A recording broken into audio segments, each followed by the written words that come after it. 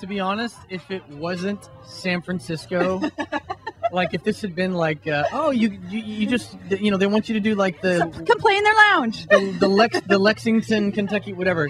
I wouldn't be here on my birthday, but I was like, to me, I wanted to come up to Napa anyway for my birthday. See, so that's the way to do it. Perfect timing. Exactly. So we could bring you out here for our show, and then you get to go to wine country tomorrow. Oh, I love it. Well, thank you so much for being here, much less on your birthday. Absolutely. Thank you. Oh, my gosh. It is our sincere pleasure. And like I said, I'm sorry that I had to ruin it by singing it to you. No, I'm excited about that. Well, we do have a knife and plate, so you actually do get to eat it, too. It's not just window dressing. Awesome. I appreciate that. All right, good. Ryan, I just wanted to ask you really quickly, because you and I have never met, and this is the number one thing that I've always wondered about you in terms of the fact that everybody knows you from OneRepublic, and it actually, I think you more than anyone else in the music industry, to be safe, are also well known as much for your band as for the other songs that you've written for other people.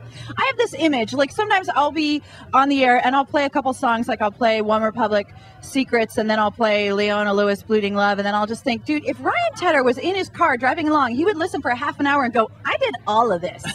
Like, are you ever just like listening to the radio and like hear blocks of songs that you had something to do with everyone? It's definitely not on like the Max Martin, Dr. Luke level, but it's hit or miss. There's some days literally where I'll be driving around Denver, which is where I live, and I'll flip stations. I'll be like, damn, I haven't heard a single song. They're not playing us, and I'll start freaking out. They're not even playing us. And then the next day, the other day I had it in about 3-hour window. I heard 5 songs that you had back to back. It was like Already Gone, and then it was like Secrets, and then I heard Rumor Has It on Adele, and it was like all these songs. Yeah, it was a good feeling. That has to be, and you just want to roll down the windows and go, I did all this. Ladies and gentlemen, I did all this. Now imagine Rihanna, where basically every station is Rihanna.3, and like, and she hears like, I just can't even imagine Rihanna, Katy Perry, like they hear themselves literally everywhere at all times, all the time. And that would also be Adele. And now Adele hears Good Lord. She hates that. She doesn't like hearing herself everywhere. I can imagine there's worse problems to have. There's worse problems to have. She's just like, she's super chill. I was actually just with her like a couple weeks ago in Denver, and she's just kind of like, I can't believe it got this big. I definitely did not plan on this.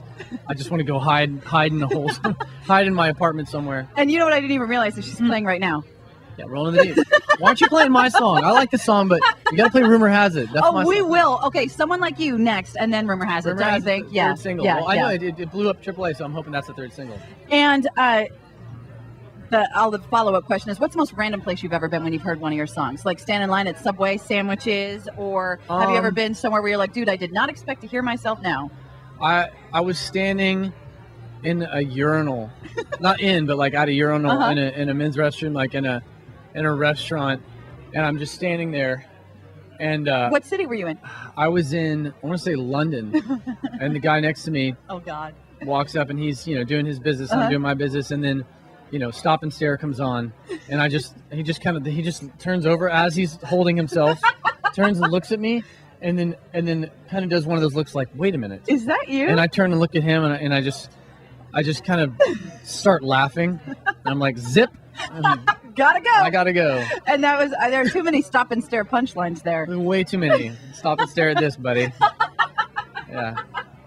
I love it. Well, God knows we play them all, and we love you for them. And we really want to thank you again for being here, not just any day, which would be special, but especially on your birthday. Absolutely. Thanks for having us, and thanks for the good weather. Good Lord, couldn't ask for anything better. Appreciate that. I know you guys planned that. We did. Well, we had to put in some extra work for it, but it seemed to have paid off in the end. Yeah. Well, God. Yeah, you guys have it in line with God. That's we do, cool. Actually. That's it's cool. just a text. It's a quick text. Yeah.